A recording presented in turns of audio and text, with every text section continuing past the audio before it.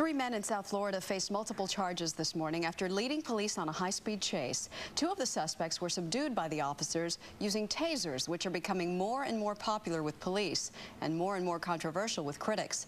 As CBS News correspondent Don Teague reports. A high-speed chase in Miami led police on a dangerous pursuit across highways, over sidewalks, and through heavy traffic. It ended with a dramatic crash, but no injuries, as Broward County officers safely took down the driver by taser. They tased him, they were able to apprehend him, and they were able to cuff him. This is the textbook for using a taser. It appears more often than ever the taser has become the cop's weapon of choice. More than 12,000 law enforcement agencies have now added tasers to their arsenal. The Houston police alone have discharged them 2,500 times since 2004. But some are questioning just who's getting shot. Don't tase me, bro! From incapacitating a disruptive student in Florida. He's going to tase a 72-year-old woman. To a great-grandmother in Texas. Just go online and you'll find one example after another. Put your hands behind your back. California resident Peter McFarland, who suffers from a heart condition, is suing Marin County Police after he was tased 4 times in his home. They came in here like there was a fire going on or some gunfight was going on. McFarland survived, but in some cases the device has proved fatal. A study by Amnesty International says in at least 35 states there were deaths after taser, 55 fatalities in California, 52 in Florida. In most cases, the tasers have been a very good tool. It's a lot better to think of someone possibly being tasered than being shot. Don Teague, CBS News, Dallas. Joining us now is former NYPD officer Bill Stanton, a security expert with QVerity.com.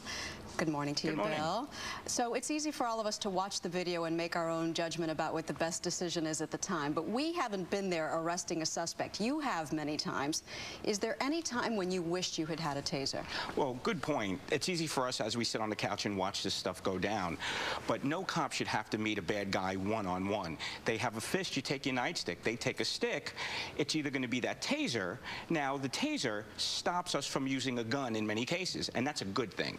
Well, I've been tased for research. I wanted to know, because we do so many stories, what it felt like. And it was the most excruciating pain followed by literally paralysis. So could they be more dangerous than people think? Well, I'll ask you this. You've been tased. Have you been shot? I haven't been shot. It's better than being dead. That's right. But if an officer had used it on me unjustifiably, as we have seen many instances, right, it would have been inhumane. Right, and those officers should be investigated and locked up. But in many professions, there are malpractice with doctors, lawyers, etc. All right, we'd like to bring in John Burton to weigh in. He's a civil rights attorney, and he represents victims of stun gun abuse. Are you there, John?